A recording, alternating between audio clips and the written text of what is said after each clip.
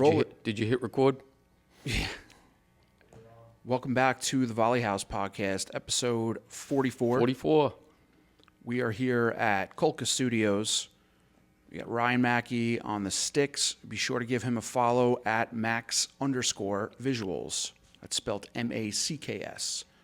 Go to volleyhousepodcast.com to ask us questions or send in stories or videos you'd like us to review. And also give us a follow on all social media platforms at Volley House Podcast. And yes, Kevin and I are wearing the same thing that you're going to see on last week's episode. Oh, stop. Nobody will notice. I just dribbled water all over me. Idiot. Let's I think it's this goatee. Yeah. Look at that. Little vacation. Let's start with our lovely sponsors. So we'll start with Command Fire Apparatus. Need a reliable fire truck? Have a surplus fire truck to sell? At Command Fire Apparatus, they specialize in high-quality used fire trucks ready for your department. They're not brokers. They buy, refurbish, and sell directly to you. From pumpers to ladder trucks, they have what you need, and they pride themselves on delivering a truck to you that is ready to go in service. Join the many satisfied departments that trust them for their fire apparatus needs. Experience stress-free selling and buying today. Visit sellfiretrucks.com or call 866-238-6688. Your next fire truck is just a click away. Command Fire Apparatus is a firefighter-owned and managed company. This episode is also brought to you by iCommand Board. As an incident commander, you know that running a scene can be chaotic. Not only are you responsible for getting the job done, but you're also responsible for the members that are putting their lives at risk. As the alarms we respond to change, so does the way we're prepared to handle them. Instead of trying to keep tabs on a whiteboard or notebook, what if there was a tool that had information and checklists that you can follow as the scene unfolds? Meet iCommand Board, a tool created by a fire chief to run flawless incident command. It's made to easily carry and fit in any responder vehicle or rig. It's also designed for any calls our departments handle and can even be customized to your department's needs. If you're looking for an affordable tool to improve your fireground capabilities, visit iCommandBoard.com today. Come in. Yeah, and you forgot it. I didn't forget it. The Jeep's in the shop. Kev's I'll get it Jeep's back in the tonight. shop. He's got his I got a leaking sunroof. he's got his old brush truck today that you'll see in the tank. I got the tank. Yeah, the tank. It's the one from the last episode. Yeah, you see it in the Joey D. So by the time this episode airs, people will have seen the Joey D seminar video. And shout out to Ryan. Phenomenal job on that. Ryan did an awesome job. Yeah, really pieced it really well together. And I think it captures a lot of what the Joey D seminar is about, even though we couldn't even get to every evolution. A lot going on. Yeah, so But you got a lot of good footage and a lot of the good stations. So there's like I said, 28 different programs we're going on almost at the same time, and Hageman and Riverhead as well. So we just announced the February seminar down in Texas, which is February 20th, 21st, and 22nd. And looks like we're gonna have a great lineup. So if anybody's interested in going down to Texas, we'll be in the Woodlands and Conroe Fire Academies, which is just a little north, probably about 40 minutes north of Houston. You have the same people there, like same classes, anything different? There are some different classes. They have different types of buildings that we use. So Gotcha. they have metal containers instead of concrete burn buildings, stuff like that. So little different. Gotcha. But very similar. Then the instructor lineup is going to be excellent, along with the lectures. And we do the lectures on Friday down there.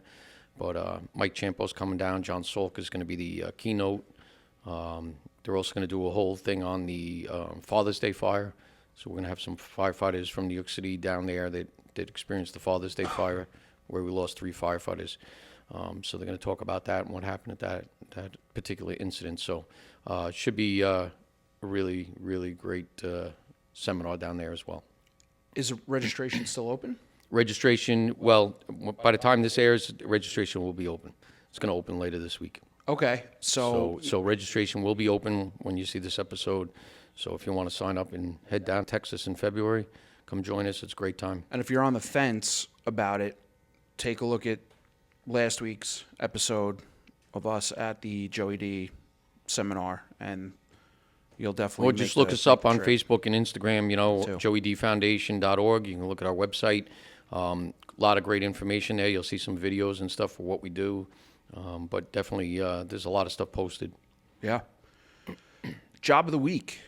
We were just talking about it. Center Moriches. No, East Mauritius. East Mauritius? East Mauritius East today. Mauritius. Very large house on the water.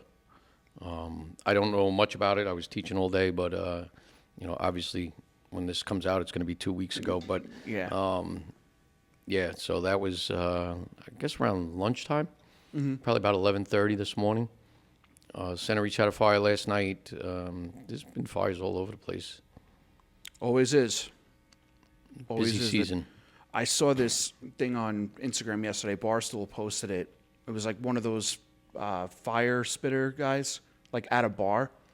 And Oh, with blowing the alcohol into the Yeah, ceiling. did I you saw see that. that? Yeah, that was pretty wild. I saw one fire department commented, they were like, job security for us. But it was, somebody had mentioned the station nightclub fire.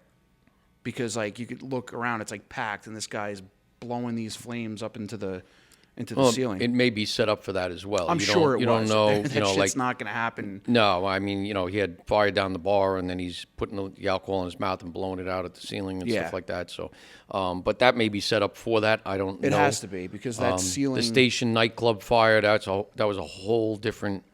That was just a mess to That was begin a mess. with. But that you- was the band Great Great White. White. But over 100 people were killed in that fire. And, If you there were a haven't- lot of flammables in there, and they used, kind of, pyrotechnics, Yeah, it lit the which soundproofing lit on fire. soundproofing on fire, which was probably foam and styrofoam and stuff like that. And it took off to the races. Then they had blocked exits, and there was a lot to that fire, the station nightclub fire. If you're listening to this, you've never seen, the whole video is on YouTube. Yep.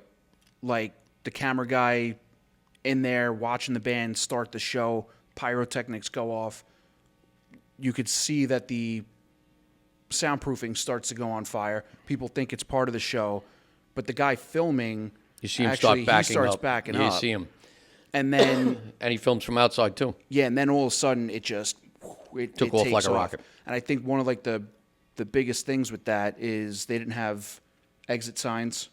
There was no sprinklers in that building. I don't I think there was a blocked exit, too, or locked or something. Yeah, and then so everyone tried running out of the front of the building. Well, and that's the norm. So, if I can give anybody a bit of advice, and I say this a lot, is you need to be a firefighter every day. Everywhere you go, every building you walk into, you should be sizing up, looking at these buildings, and making sure that you're trying to protect yourself along with your family and people in your community. So as volunteers, we volunteer in our communities, and we're in these buildings every single day. And it's not like it's not that we're trying to hurt the owner or hurt somebody, but you got to get them in line to try to help firefighters. If you see something that can hurt you or a firefighter going into a fire later on that night, you should do something about it. You got to say something. Whether I go to a hotel, whether I go to a shopping mall, wherever I go, even a nightclub, I'm always looking at egress. I look at signs. I was in Nashville this summer. Every single bar I walked in, I looked around. I'm like, all right, where are the stairs? Where's this? Where's the exit signs? Yeah, I know I came in the front door, but if I'm all the way back here, can I get out the rear? And I'm constantly looking. And maybe I'm a little nosy sometimes too, but I want to make sure I'm protected. Well, not even from a firefighter's perspective, but with all the crazy shit that goes on in this world, like the active shooters and stuff. Everything. It's I'm just always good to facing a know- door. I Yeah. learned that when I was a cop. Like when you took a break, you sat in the back of the restaurant. You always faced the door. People coming in. Like I still do that today a lot of times, and I'm constantly looking because, even though it's an exit sign and it's supposed to be clear and everything else, they may have just gotten a delivery and they put a bunch of stuff back there, or they got a bunch of cardboard boxes that they just unloaded or stocked shelves and now they throw it back in the back room, and that's the only exit out the rear. So, I worked in a drugstore many years ago, and the compactor was back there. Everything got thrown into that back by all the employees. They just kept throwing stuff back there. And it builds up, builds up, builds up. Now, if there's a fire, or maybe even that goes on fire, how are you going to get out? So your situational awareness is so important, and you don't have to be in the fire truck or you just walking around day to day. Look for things that can hurt you. I mean, I've even seen a building that had an exit above a door, but that door was welded shut. Yep, absolutely. So, or a display was pushed in front of it, or in that case, you run to an exit and it's not even it's like you could see the door. That's illegal. Exactly. So, yeah, no, to your point, keep your eyes peeled. Yeah, but especially in these bars and nightclubs and stuff like that, because most people are going to try to go out the way they came in. And even civilians in your private home. If you use your front door every day, that's the door you're going to pertain to, or you're going to want to go out if something bad happens. You're not going to look at the rear door or the window or anything else. You're going to look for that front door. And especially when you're out in commercial buildings. You go in the front, you're going to try to come out the front. So just pay attention to your surroundings. Drill of the week. Drill, drill, drill. Well, I'm teaching hazmat all week, so tomorrow I'm teaching a basic structural collapse operations class. So, there's always stuff going on. We have a technical rescue drill this week. We're doing confined space. So a lot happening for us. And then we have our department drills coming up. So, but there's always different drills. As you saw at the Joey D, we make up a lot of drills. We make things happen. Your drills are limited by your mind. And there is a lot of stuff on the internet. You can go search and build props or do anything you want, whether it's using pallets, anything. You can make things happen. So challenge your people and get them to work hard. And even in the colder months, too, speaking of hazmat, if it's a little bit colder outside, you can't do a live burn or whatever, maybe do a drill with your guys going through like the ERG. Anything. Put up some scenarios. Say, how do you figure this out through the ERG from a hazmat standpoint, or just something little that you can do in the truck bay. There's so many things you could do. I mean, simple ropes and knots, and I know it's not something that you're going to do every day, but just tying things off. Okay, we've had a lot of wind recently on the island. Things get blown around, signs hanging off buildings, stuff like that, trees falling down, stuff. You may have to use a rope or something, or a winch. You may have to tie something off. Those are easy drills. A winch drill with a brush truck in your quarters, in bay, you can do that. Drag a table, drag a couch, whatever. You can just kind of set it up and drill on it. But basic ropes and knots, you need to know basic knots. You should be able to tie things up or hold things, or be able to lift a saw to the roof if you have to, or lower somebody down. So that's all easy drills that you can do on a regular basis. Another one that's a good indoor drill that I do a lot is even with water rescue, throw bags. Just take the rigs outside, pretend there's a body, or put a mannequin on the floor, or even have one of your firefighters, and just practice throwing a throw bag or a life ring at somebody, because we're going to start getting into water rescues and ice rescues in the cold weather. So that's all easy drills you can do inside. Yeah, absolutely. Metering, monitoring. Yeah, another thermal one. imaging camera, you can do some stuff with that. There's so much. Yeah. Let's do a late suspended or not. Let me ask you this, Kev. What do you think? Late suspended or not? Yeah, like just later in the show, because we usually do it earlier. But what are your thoughts on people scanning in for calls and not getting on the trucks? We're gonna go back into this, huh? Boy, we stirred the pot with that one, huh? You stirred the pot. Well, once again, it came back to, these clips sometimes do not get the full message, right? It cuts things out. It doesn't get the whole conversation, let's say. And, not that I think I explained it fairly well, but there is a lot more to LOSAP, and some people are like, this guy doesn't know what he's talking about. This guy's an idiot. You get all the keyboard warriors, and listen, I don't care. I know what the rules are. I know what the laws are. And people can say what they want, but it really depends on how your LOSAP system is set up. But I do agree that sometimes people do abuse it more than they have to. There are people that don't understand the system of how many points they actually need to acquire, and it's one of those things nowadays that.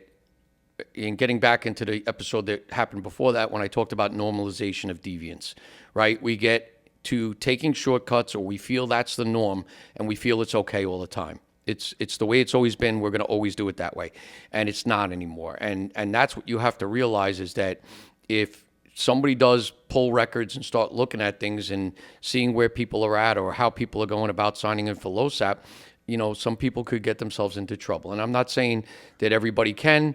I'm just saying you should have a reason and justify why you're doing what you're doing. But you're coming down with a kid in your arms and you have no intention of going on the call, you have no business signing in, okay? And if you don't have an intention on going on that call, you shouldn't be signing in. I understand if you're in the firehouse, calls go out, it's already handled, stuff like that. Yeah, you can sign in. Yeah, you're making an effort to come down and you just got there delayed, or, the truck rolled before you got there. Yeah, you're entitled to sign in. And I tried explaining to some of these people. That is all legit. But if you're coming down or you're sitting around the corner waiting for the fire truck to leave and then you're coming in and signing in and leaving, shame on you, because that's not right. The other thing to understand, and some people wrote this well, you don't have to go on calls to make LOSAP. That is possible in your department or the way that's set up. It may not be the case. And we've gone back and forth with my department, and there were times where you had to make at least one category, whether it was fire calls or EMS calls. You had to make that section in order to obtain the total 50 points that you needed. So you can get 25 points just from one category. So if you do fire and EMS, you can get 25 points for EMS. You can get 25 points for fire calls, which equals 50%. Or you can make 25 points in one category and make the rest up in meetings and trainings and miscellaneous stuff, fund drive, parades, everything else. So that's possible that you have to make at least one category. There are other departments that have set it up where you don't have to make any calls. You can make all your 50 points from just doing miscellaneous stuff. Meetings, trainings, duty crews, fire prevention, parades, all that stuff, you can obtain 50 points. You can also get points for being an officer. So the way it works is the state, and there's LOSAP in other states besides New York. They're all very similar but slightly different. But the state says, here's the parameters that you need to work within. This is what you can give credit for up to a maximum amount. So for drills, you can give up to 20 points. Let's say that's what the state says. So now you, as the agency or your administrator of your LOSAP, which is usually your Board of Fire Commissioners on Long Island, but it could be your town entity. It could be a town. It could be your village is responsible for it. And the fire chief just says, these people made their points, and then they certify it in the end. All right. But depending on how your system's set up or your administrator set it up, they decide whether you can make it all with calls, you can make it with partial calls and partial points, or you can make it with all just points. So a lot of departments set it up so that more senior members don't have to go on calls, and they can just make meetings, trainings, and everything else, and they can obtain their 50 points. And it's not a lot. That's the other thing that people don't understand. Call-wise, it's a percentage of the amount of calls you make your department. So there are parameters within that. So sometimes you have to make 10% of the alarms, 7.5%, 5%, depending on how many alarms your department does. So let's just say for my department, a lot of times we're at the 7.5% mark, and I usually have to make between 40 to 50 calls or sign-ins, 40 to 50 sign-ins for fire, or 40 to 50 calls for EMS to make each of those categories. So that's 100 calls or under 100 calls that I have to make, and I can make my 50 points for LOSAP. So LOSAP is very easy to make. Usually your department quota is going to be up and beyond and much more difficult to make than your LOSAP is. But there are times that you make your department quota and you still don't make your LOSAP. So you really have to really be looking at it. But most people don't understand how the system works. They don't understand what the parameters are. They don't understand what the laws are. And you have to be careful about that. Right. So, for the people that say, I don't know what I'm talking about or all this other stuff, you know what? You can think what you want, but I know quite a bit about it. I think they're right. I think they're full of shit. Yeah, well, so, and I just wrote a couple things down because I wanted to make sure I didn't forget. But LOSAP is a defined benefits program for active firefighters. That's how it's worded. And it's all listed in Article 11A of the General Municipal Law. The General Municipal Law is a lot where we need to follow. But, you got to look at different areas of LOSAP and how it is fair or not fair to people. And, like I said, you don't want to be committing fraud. There are people that have been put, under the microscope. They have been looked at. Years ago, we had somebody testing our system that added some calls to themselves and their spouse, which we caught, and it was taken away. They said they were testing the system, which I call bullshit. But this is where things happen. And there was an incident out in Cutchogue, and I posted that on our Facebook group, where a member went into the computer system unauthorized and added points to family members. And, they were arrested. So Yeah, I was just saying they got jammed up. yeah, so there are people looking at these systems, and you don't want to be one of those people that get caught. Now, on the other end of calling in, coming down for alarms and stuff like that, and I'll ask you, what do you think is a fair number or a fair percentage of how many times you sign in compared to how many times you're actually riding the apparatus?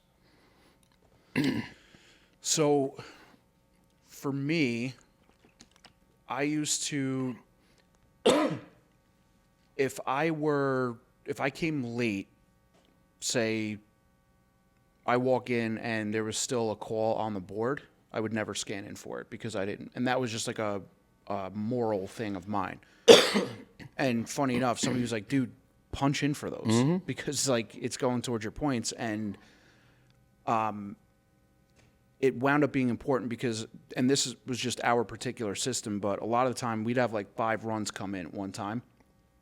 And we'd be out. And a lot of these things can be daisy chained in the computer system. You sign in for one, you get credit for all 5 and stuff like that. Listen, and that's fine. If that's the way your system is set up and the way it works, but do I go out of my way to sign in for calls just because I need points or anything? No, I don't worry about points. I just worry about responding and doing the right thing. And, I was down for a training the other day and, an ambulance call popped in and they're like, oh, you're going to sign in? I go, no, I'm not going to sign in. I didn't. They were trying to catch you. No, well, I don't know. Maybe I don't really care. It's not the thing. I was there for a training. I could have went to that call if they needed me, but, I was there, just taking care of training. And I didn't sign in. And listen, could I have? Yes, I could have. But that wasn't my intention. I don't need the points. I'm not worried about it. So, but my question to you was, how many times, and I understand what you're saying, but how many times would you say, if you were coming down for alarms, what percentage of those sign-ins do you think is a reasonable number that you should be on the rig? Over 50? Over 50%? Yeah. Okay. What would you think? Okay. If I told you that most people are probably under 10%, would you be surprised? No. Okay. So one of the things we did many years ago, and I did this when I was chief my second time in, is I changed the quota that you had to be on the apparatus to get credit for alarms. And I know some people are going to be like, you're an idiot, blah, blah, blah. But I wanted to try things. Like I say, you got to try things sometimes. So I reduced our quota down. I made it very, very simple. We used to have to make a percentage years ago, 20% of alarms and stuff like this. We changed that to numbers. We just said, what's a fair number of calls out of the whole amount of calls that we have? But then we also looked at what's a fair number that you should be on the apparatus, right? And we need people to respond. So I made it very simple. Our quota at the time, I think, was like, if you were 5 to 10 years, you needed to make like 250, 300 calls, let's just say, okay? And then as you had more time in the department, you made less, all right? Until you hit 20 years or 25 years, you didn't have to do anything. Like, I'm an ex-chief, I have no quota. But I still come down, I maintain percentages and everything else. But let's just say, so I wanted to see what we can do to try to increase people on the apparatus. So I changed the quota. Your quota was 50 calls. All I asked is you had to make 50 calls, but I wanted you on the rig for 50 calls, which I didn't think was a bad number. I mean, we're a department that's doing, over 3,000 alarms a year, or we were close to 3,000 at the time. I said, looking at all the numbers and looking at people's quota and everything else, I said, I don't think it's very hard to make 50 calls on a rig. I mean, we have so many ambulance calls, and at the time, we weren't fully paid. I'm like, all you got to do is get on the rig and drive a couple times a week. You make 50 points in a year. It's very, very simple. Yeah. Okay? But people fought me. This is stupid. I said, listen, you can come down and sign in and everything, but what we're going to do is when you get on the road, when you say you're responding with the rig on the radio, you would get on the radio and you say responding, let's say, engine 2's responding with 5. When you were done with the alarm, you had to call the dispatcher and you would give them 5 names of the 5 people that were on the rig. And I wanted to see what were the numbers. We had people that would sign in for 400 or 500 calls and get on the apparatus 3 times a year. I had some people had 1 call on a rig. 1 call. I don't think that's fair. I don't think you're trying. I don't think you're actually making an effort to helping your community if you're only getting on the rig that amount of time. I agree with that. Personally, I think everybody should be at least 20% of the amount of times you sign in to getting on the rig. Because there are times, listen, if you're in a small department or a single engine company, you go down there and the rig's gone, you're not going to get that credit. So I was just going to say, when I first joined, they made it a point that you come down for everything. And the problem at the time... And a lot of times probies would get kicked off the rig. Well, there was that, and also we had our district guys, just the housemen, not paid firemen. The housemen that worked were allowed to hop on the calls, hop on the rigs and go. So a lot of the time, especially during the summer, during the day, I didn't have anything going on. You're not getting on the rig? I would go down every call, and the rig would be gone by the time I got there. And it wound up being a problem because we had a bunch of young guys that joined that wanted to be active, that wanted to get on the calls. Every time they went down, well, the houseman got the rigs out. Guys started getting pissed, stopped showing up.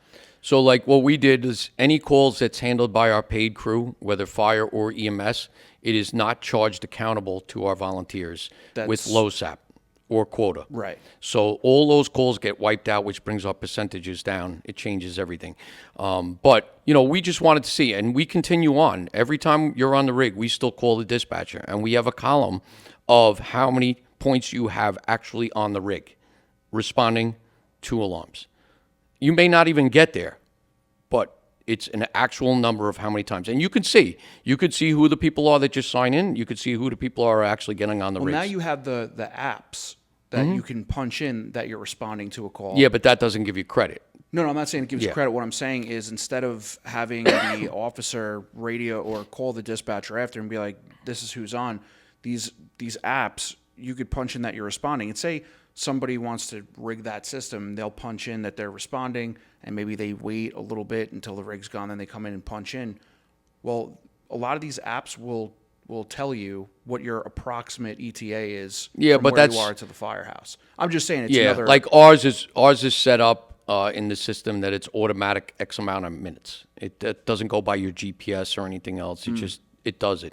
And, like I say, traffic is at an all-time high.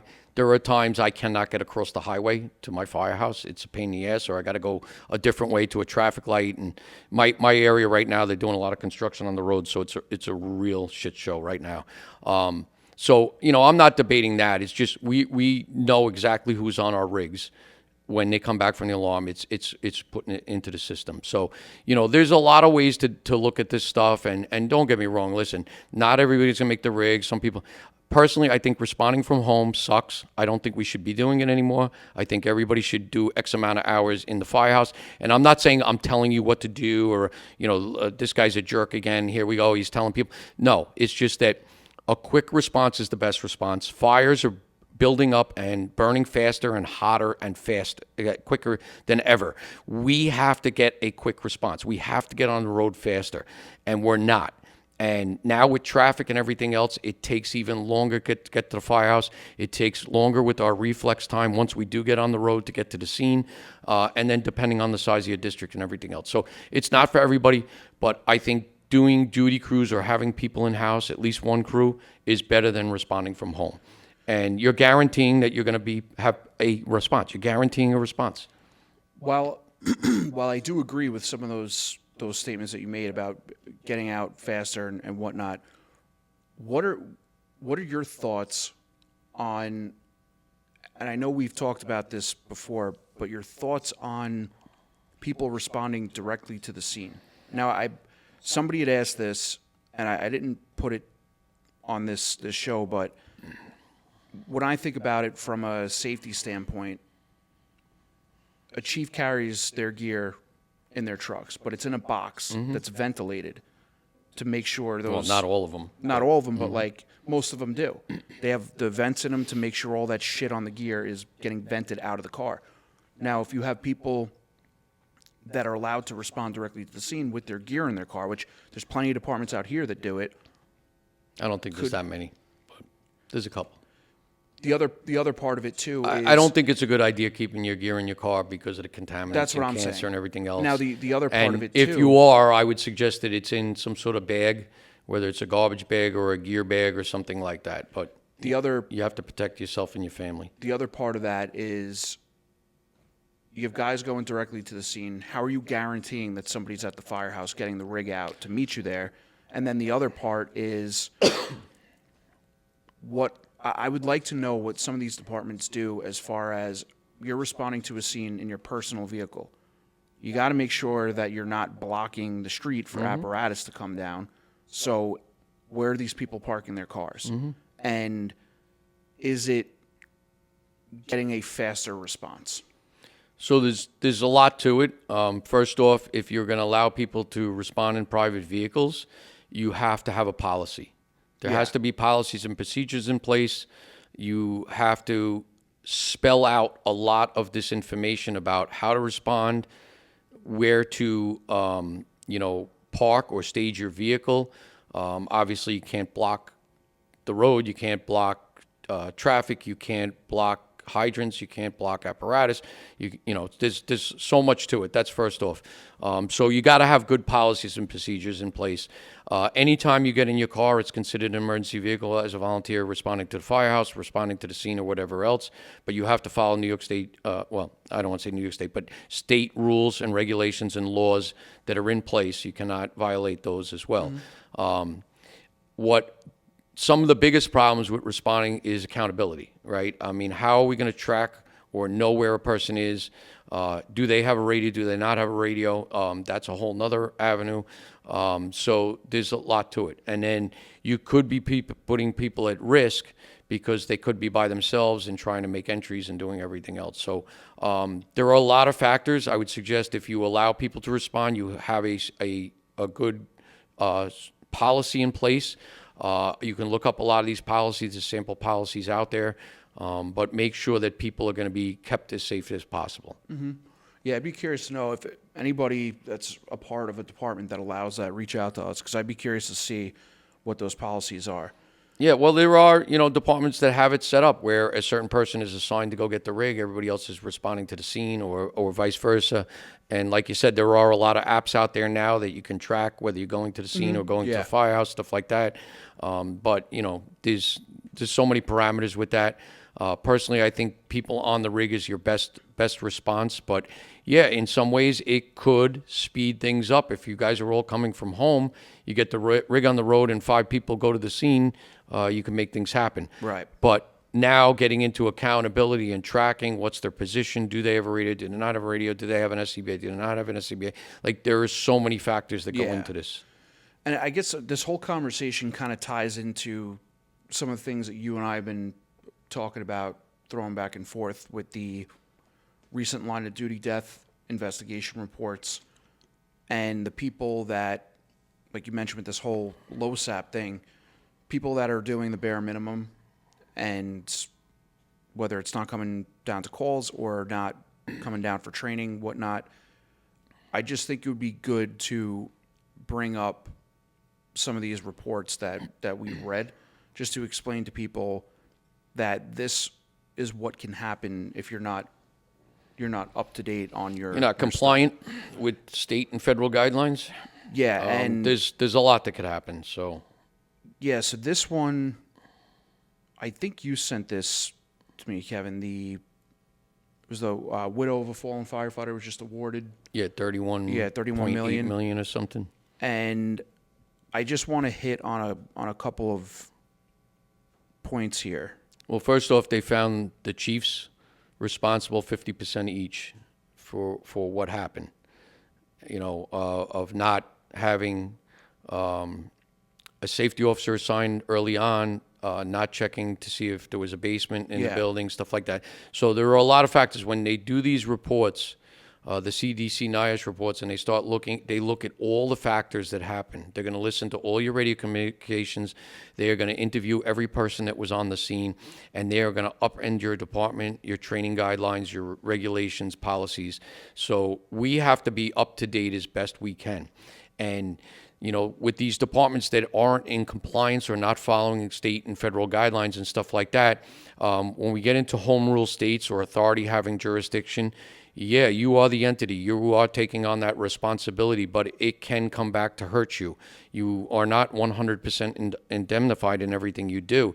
And this isn't to scare people or to say, you're not doing it right, but you better have a good justification of why you're not following certain things like NFPA or OSHA guidelines. Yeah, and when I interviewed Jeff Cool, that you see in last week's episode at the Joey D, he said, and I forget which chief said it, and you might know this, but he said that all the procedures and guidelines, the book on firefighting was written in blood of all the fallen firefighters, because anytime a firefighter was killed in the line of duty, they would always investigate it and figure it out and then write these procedures and policies to prevent it from happening again. Well, I mean, there are policies that were put in place prior to injuries and deaths and everything else. For sure. But we're always evaluating.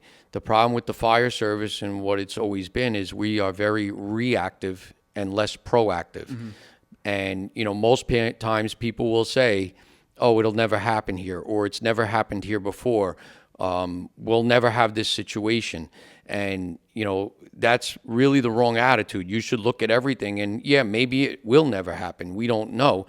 But you have to be more proactive in protecting your membership, protecting your department. Jeff says it a lot about if it can happen to me, it can happen to anybody, and we look at things and say, we had ropes. The FDNY had ropes back in the day. It was not a rope system the way that we look at PSS, bailout ropes, personal escape systems, whatever you want to call them. It wasn't the systems that we have today, but we had a rope and we had a procedure. And they looked at it from a monetary scale and saying, we really don't have too many documented cases of people using these ropes. So this is going to cost us, hundreds of thousands of dollars. Let's save the $100,000 and put it towards other things, and we don't need these ropes anymore. And then what happened? We don't have ropes. Bunch of guys, six guys had to jump out a window, and we lost some firefighters because of that fire on that day, and then Joey D years later, and others are still suffering of the catastrophic effects of that day. So was it worth that little bit of money that we tried to save and we lost people's lives? And in the end, it cost the city of New York and everybody else millions of dollars in the end. It cost them millions of dollars for the payouts. It cost them millions of dollars in starting up and getting people new ropes and investigations and everything else. So, sometimes that small expense is worth that money. And the thing, too, there's a lot of, I feel, paralysis by analysis. Because when you look at the NFPA reports line of duty deaths, number one is some sort of medical emergency. Then it A lot of goes times. to traffic incidents. And then I want to say it's at the very end is firefighters dying from some sort of collapse in a structure Yes, fire, I something mean, like that. But what I'm saying is, and those are the ones that are more catastrophic to most people because Exactly. they die in a fire. I mean, FDNY just lost Patrick Brady. Had a medical issue on the roof and passed away. But like even looking at today, and I get all the line of duty stuff. We are up to 68 firefighter deaths so far this year in 2025, and the number will go up in the next month or so. We had always been around that 100 number. We are slightly less. And, obviously there are a lot of different reasons.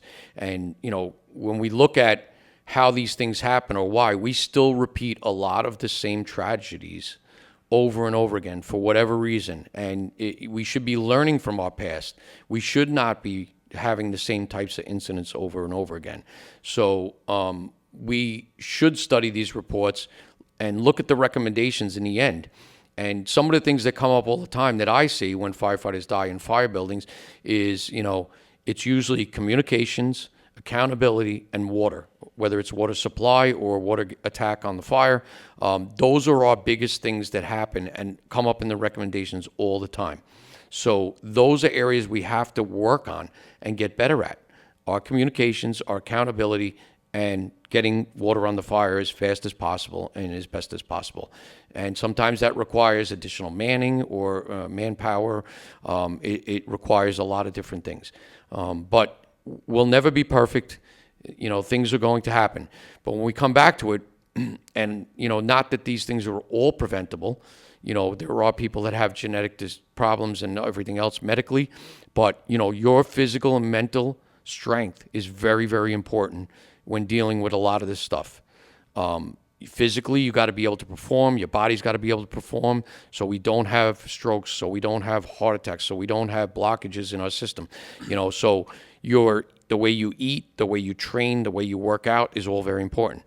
On the other side of that, your mental acuity, right?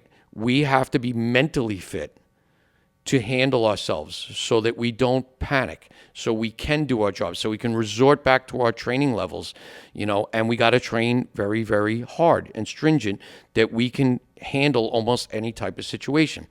Now, we can do everything right and still get killed. And I think that was Patty Brown's line from the FDNY, but you can do everything right and still get killed. We are risking our lives every single day. Every time you get in your car, every time you get on a fire truck, you are risking yourself. And like you said, traffic accidents, whether fire trucks roll over, get into an accident on the way there, or even operating on a roadway, we still do a lot of stupid stuff. You need to block the scene.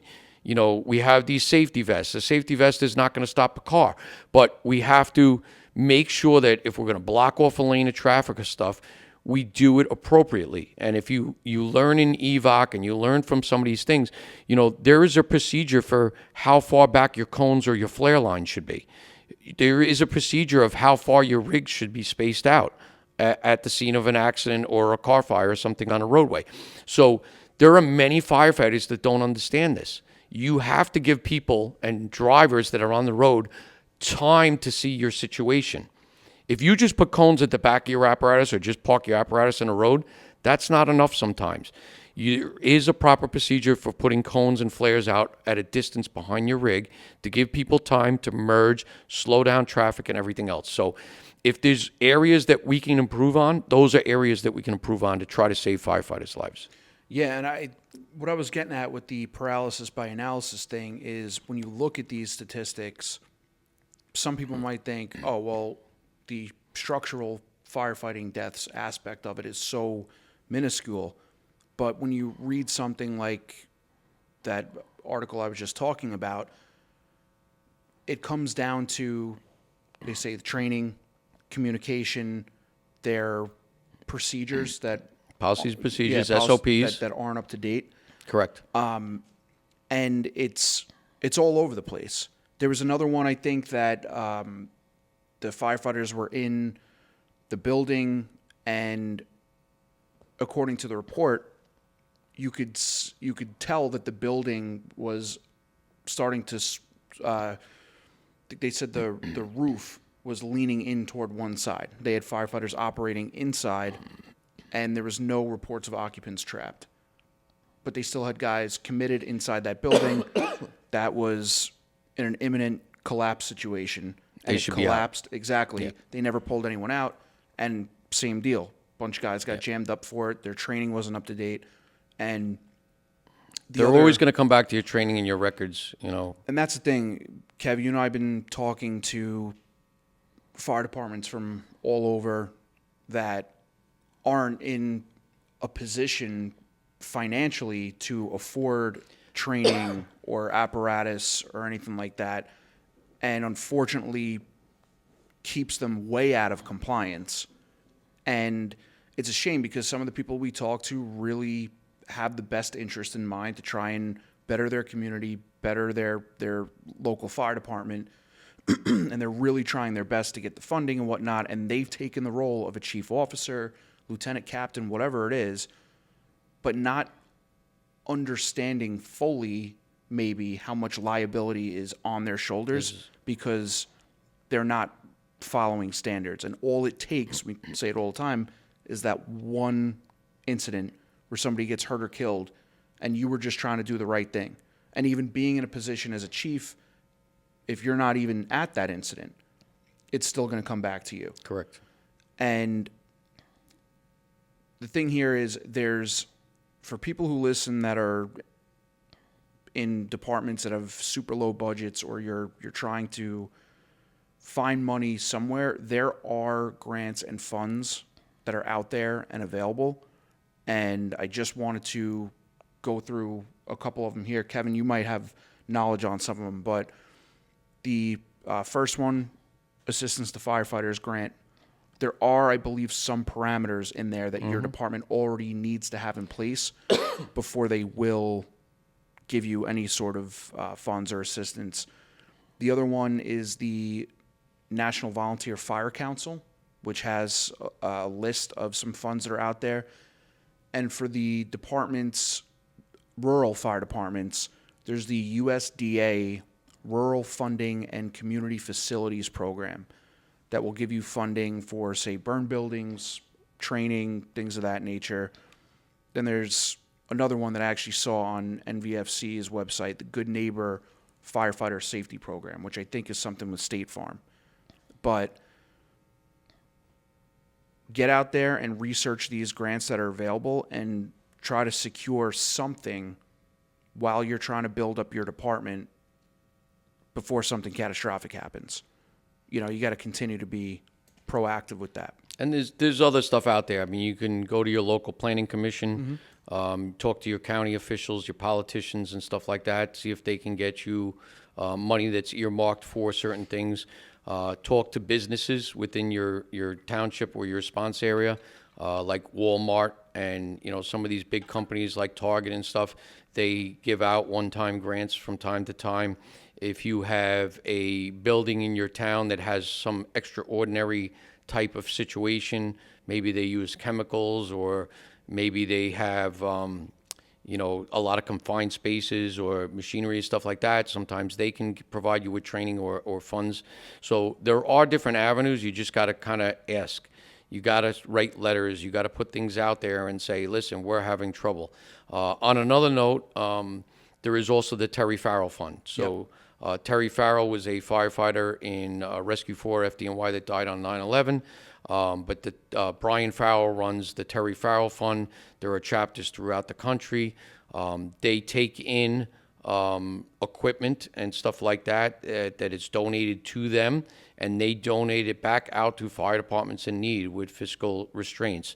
So there are departments all over the Northeast and all over that have driven to Long Island to the Bethpage warehouse, and they've gotten hose, SCBAs, you know, bailout ropes, PSS, light bars, vehicles, chief's cars, vans, trailers, stuff like that. He'll take almost anything. So if you're a department that has some extra stuff and you're looking to just get rid of it and you want to help out some of these departments that are in need, reach out to Terry Farrell. the Terry Farrell Fund, or also reach out to them to see what you can possibly get from them to help out your department. So there are avenues out there. There are people looking to help. In the Northeast, you have the Leary Firefighter Foundation, other one, yep. the Firefighters Foundation. So he gives out a lot of grants too. He actually gives the Joey D Foundation a grant as well that helps us provide departments in financial need of bailout systems and training. So there are things out there. But even if you are in an affluent area, like you said, there's a lot of people that don't really understand the liability and risks of being an officer, whether it is a lieutenant, a captain, or chief. There is a lot more responsibility and liability than you think that's on your shoulders, and you don't even realize it. So, I say it many times, sitting in the front seat of a fire truck on the right side is not all about blowing sirens and air horns and everything else. It's not about being the boss. It's about having responsibility and liability that's on your shoulders every day. If you're driving the rig, same thing. There's a lot of responsibility and liability of you driving an apparatus. And this isn't about scaring people. It's just get your training levels up, be the best firefighter you can be, and you got to be able to justify everything you do. Because if you can't, that's where you're going to have a problem. And make sure you document anything that you're doing to at least try and show some sort of initiative, whether it's training. The other option that's available too is if you are a department that has a low budget, there might be some other departments, surrounding departments that also have lower budgets, but you can bring those departments together and pool some money together from all these different little departments and get a training that way. Well, and that comes back to a little bit of, we were talking about consolidation and working together and stuff, which we've talked about in past episodes. Don't be afraid to consolidate. Don't be afraid to work together with partners in your community. Don't be afraid to work with other departments and jurisdictions around you. So, when we talk about training buildings, for example, if you really don't have all the funds, why don't you team up with a neighboring department or organization around you where you can both use it? It could be a municipality type training center where the cops can use it, the sheriff's office can use it, the fire department can use it, EMS can use it, right? And then you can start pooling funds and making a joint venture that may help you and get what you need and spend less money. Even departments, around us on Long Island have joint training centers if you can't afford it. Let everybody get a little piece of the pie, or get a training area or grounds that you can share on the border of your communities. So there are avenues to do that, and we talked about it a little. Long Island. We're doing very well in the volunteer area, but we're also hurting. We've been putting Band-Aids on a lot of stuff around here for many, many years. I mentioned before about, and you kind of mentioned it just before here, where we're talking about maintenance people responding on rigs and stuff like that. I don't know why we're so afraid to call these people firefighters.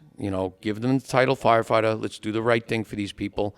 Otherwise, there's areas that we have to fix, like the VFBL. The VFBL, the Volunteer Firemen's Benefit Law, should be changed. It needs to be updated. It's old. So it says that you can only give out a certain amount of money to volunteers. You can't pay volunteers, basically, and stuff like that. Well, maybe that needs to change a little. Maybe we do need to pay volunteers a little, or maybe we need to just have some paid people. There's nothing wrong with saying that you need help. On another note, like we talked about, we're banging out 4, 5, 6 departments. That should just show you right there we have a problem. And we're not all operating under the same policies, procedures, and SOPs and radios and everything else. And it's going to be a bad situation at some point. Something is going to go wrong because we're not all on the same frequency. We're not all under the same procedures. And even though it's helping and it's working, we're just putting another Band-Aid on something. We should come up with better planning. Our planning is not looking at the future. We're looking things short-sightedly. So those areas are all things we need to start really addressing. We need to start looking at. We need to start coming up with common ground in working together, because I foresee we're going to have a situation. Have you seen with the departments with automatic aid where it's just like, we get a phone alarm for smoke in a building something like that, call for a structure fire, just give me everyone you can at this certain point of the day? Or have you seen it more where zones are split up? It seems like everybody has procedures in place of who they're going to call. Like my department's split into 4 zones. We Yes. know who we're calling for what, who's the automatic engine. If it is a working fire, who we're calling once it goes to that. Unless they're not there, then we have a backup to that backup. So we have procedures in place, and it seems like most departments do. Like I know in certain areas of Center Reach or certain areas of Selden, we know when we're going as a truck. Like we just know. So that has been a bit of a help. But still, you're coming from a further distance. You're putting more people on the road, which increases risk and liability on your department. You're calling for them. It comes back to your liability. So that's where you got to start looking at this stuff. And I'm not saying be scared of it or anything else. I'm just saying that there's more risk. And then it gets into, and we've talked about this before, do I need 16 chiefs at a 1-story building fire? Because every department wants to send 4 chiefs to another fire in another jurisdiction, and then who's protecting our own communities? So, I don't need all these chiefs all the time, and if I'm not going to properly assign them to certain positions, I don't need 10 chiefs standing around a command post. It's not needed. So, we need to get better at what we're doing, and I'm not saying that we're not trying to help the situation. I'm not saying that it's not working. I'm not saying any of this stuff. I'm just saying that we're being very short-sighted into looking at our future, right? What do we really need? If you're calling from an engine from a neighboring department, can the engine go by itself? Do they really need a chief? Some of these departments are doing it because they're on a different radio frequency, so the chief has to communicate to their crew. But now if the first 2 crews are saying there's a collapse, it's got to be relayed through other people to get to the crew to tell them there's going to be a collapse. It may be too late. I'm just saying that we need to be looking towards our future more. We need to come up with better plans, better preparedness, and then figure out exactly what's needed. If we're going to send mutual aid of a truck or an engine, maybe only 1 chief from that neighboring department goes, or maybe none go. I have to be honest, from what I've seen, it's been pretty good with the automatic aid. I've been to quite a few where I see a lot of chiefs. I'm just saying from my own experience, I feel like it's been pretty good. And I know some of the departments have been proactive with updating their radios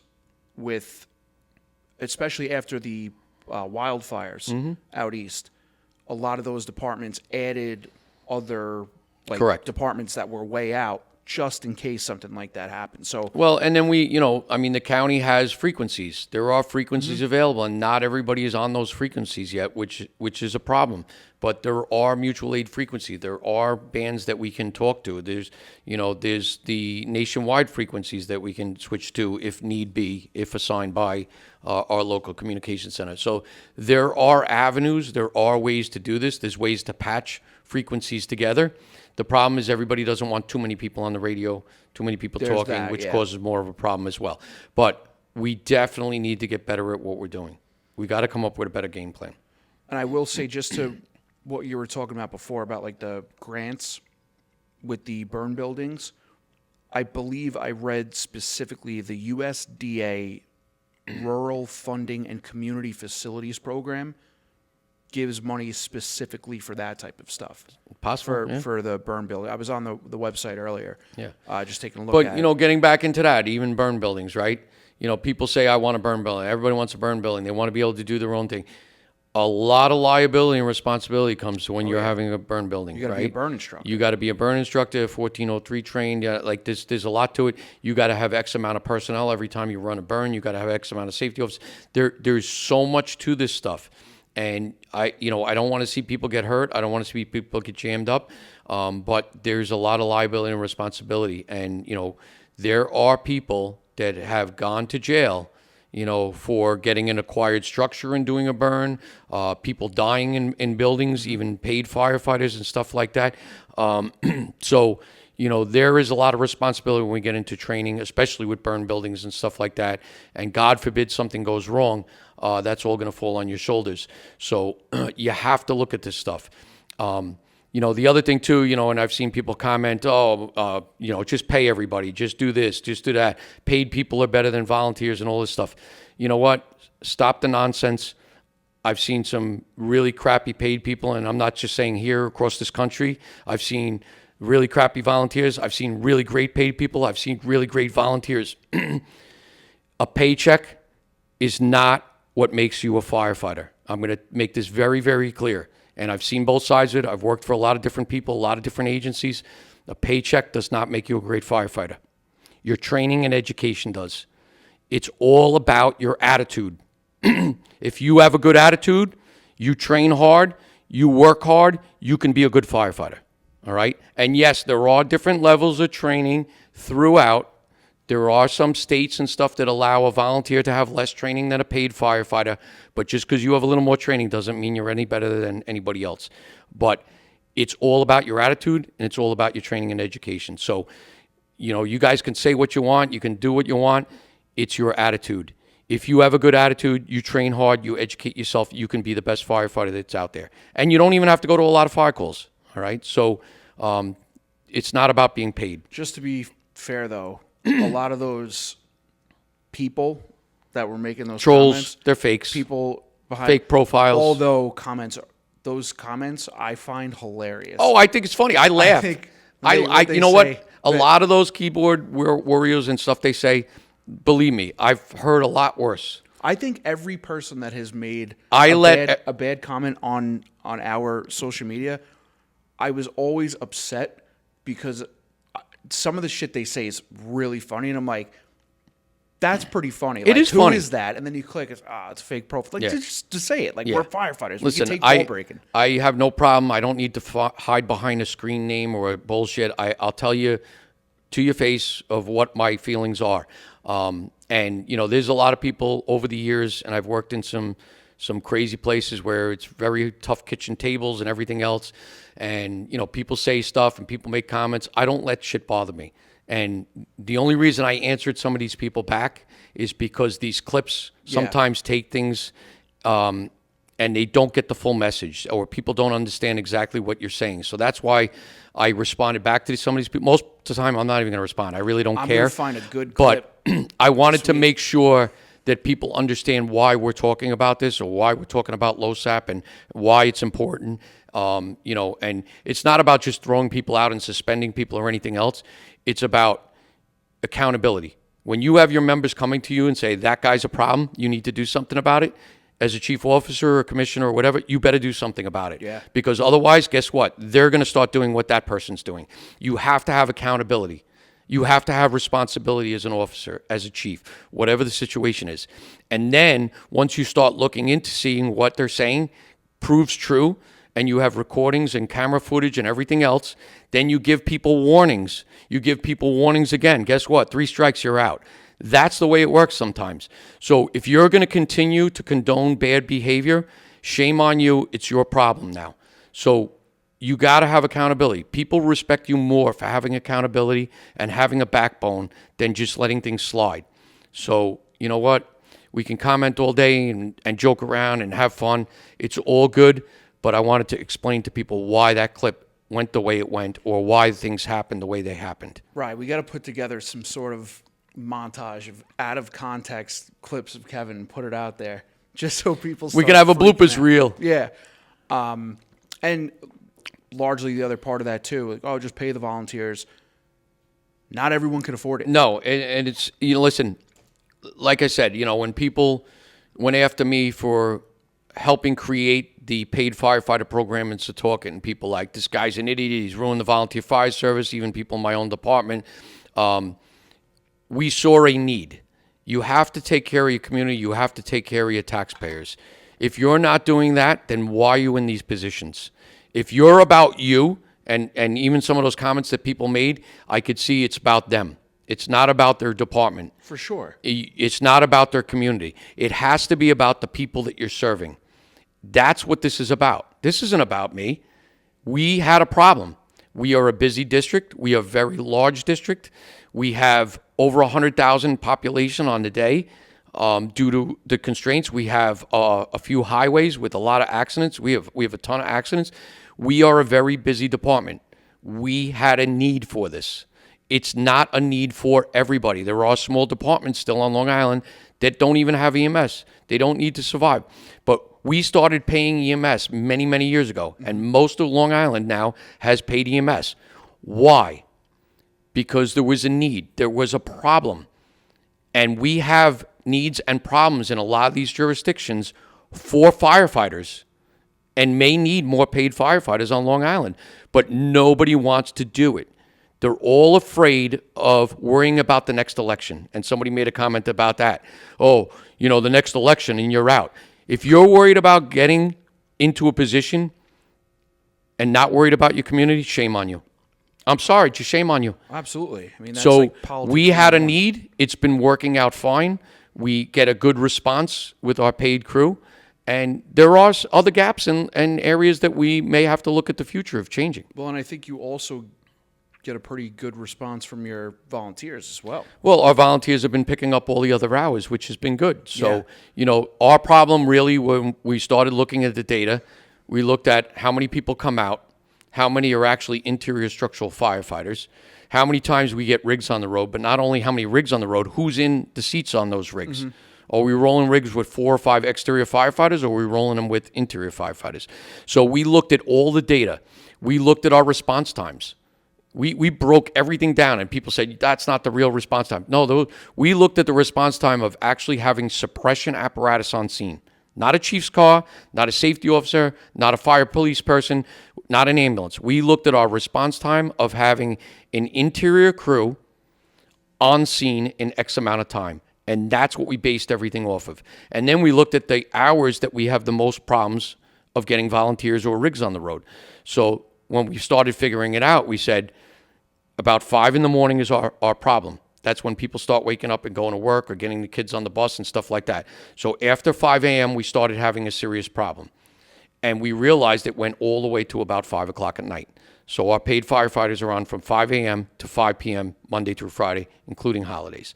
And the volunteers pick up from there. Sometimes we start duty crews at 5 or 6 p.m., and then we have overnight crews that cover the district as well. So we do the best we can to fill in all those other hours that we don't have paid personnel. You're also still getting volunteers responding during those paid hours. Correct. It's not, for people listening, it's not just, it's paid from 5 to 5. They're getting only one rig. One rig. It's only one rig with 4 people. So and you're still getting volunteers. And we do, yeah. Well, the thing is that it takes away all the undue burden of all the automatic alarms, the small jobs, right. the small accidents. It takes care, and they get on scene and they've put fires out before they've gotten to be working fires because they get there in 3, 4, 5 minutes. So we have a great response time during the day, and that's helped. But sometimes we have 2 or 3 alarms. Even EMS, we have 2 or 3 alarms. And then the volunteers will backfill and come down for those hours. If we have a working fire, especially my station, we've been able to turn out during the day and get a rig on the road to back up those guys as well. So, usually they're rolling their engine. We'll get our ladder truck on the road during the day if it sounds like it's something. So if it comes in and they're reporting smoke, flames, or anything else, we still get volunteers to turn out. It's all those other calls where I used to have to come down and get on a rig 6, 7 times a day to try to handle calls all day, that I can do other things during the day. I could still come down and supplement or help out, or we're going to still roll rigs. So it's not that we shut the volunteers out. We didn't tell the volunteers you don't have to respond anymore. You still come down whenever you can. Right. And you try to make a point of having an intention to respond and do something. Right. So it's been a great help for us. And listen, like I said, it's not for everybody. It's not going to work for everybody, but there are a lot of departments out there that allow their maintenance personnel to respond, firehouse attendants, dispatchers, you name it. They let them all respond. They just don't want to call them firefighters. And I will say this. Oh, jeez. I'm a mess. Any departments that do need help or have any questions, I know we say it in the beginning of the show every time, but we've seen an uptick in people reaching out to us. If you need help with anything, reach out to us. You can DM us on social media, or you can send us a submission through the website, or you could just send us an email, info@volleyhousepodcast.com, and we will try to help you as best we can. And like we said, we don't have all the answers. We can try to get you the right information. We could try to point you in the right direction. We can try to put you in touch with other people that could possibly help your situation. But we're doing the best we can to try to promote the volunteerism promote these departments, and give your communities the best response they possibly have with experienced and trained personnel.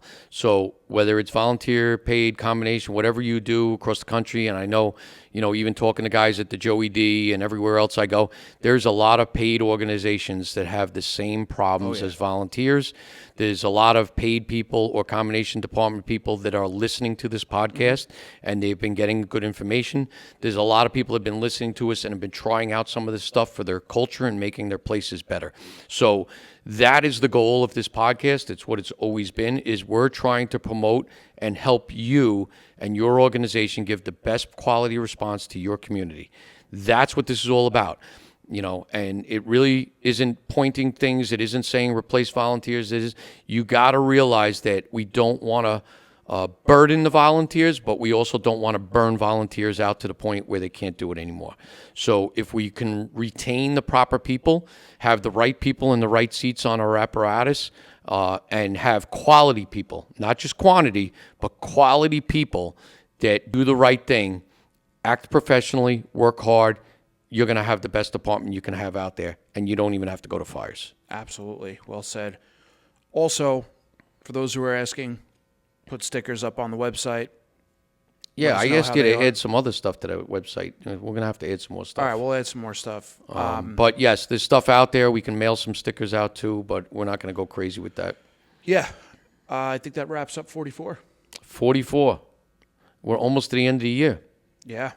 So this is going to come out Thanksgiving week, so have a happy Thanksgiving. Enjoy time with your family and friends in your department, and maybe even have a Thanksgiving dinner with your department. Who knows? But God bless you all, and good luck.